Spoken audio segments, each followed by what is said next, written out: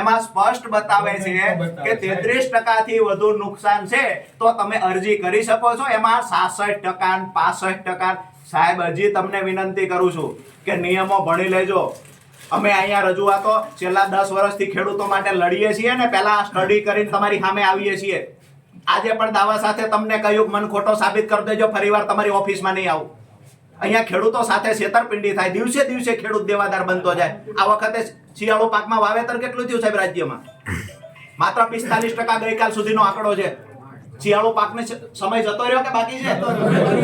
45% વાવેતર થયું. એનું કારણ એ જ છે આર્થિક તૂટી ગયો છે ખેડૂત સાહેબ.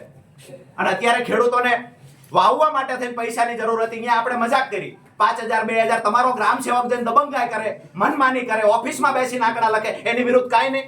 આટલા મોટી સંખ્યામાં ખેડૂતો સરપંચો આવ્યા એ ખોટા, તમારો ગ્રામ સેવક સાચો. એક વખત ખેડૂતની ઝૂંપડીએ તો જાવ છે. ઉપરના આદેશનું પાલન તમારે કરવું જ પડતું હોય તો અમને કહો કે અમને સ્પષ્ટ રકમ આપી દીધી છે કે આટલી રકમમાં જિલ્લાનું પૂરું કરી દેવાનું છે. મારા ગામમાં મને જવાબ હોય તો આપો 22000 આખા ગામને મળ્યા. એવું એનું કારણ શું? આખા ગામને હરખું નુકસાન, વધુ ઓછી જમીન હતી. જેને 2 હેક્ટરથી વધુ જમીન છે એ તમામને 22000 રૂપિયા મળ્યા. 50% નુકસાન છે મારા ગામ.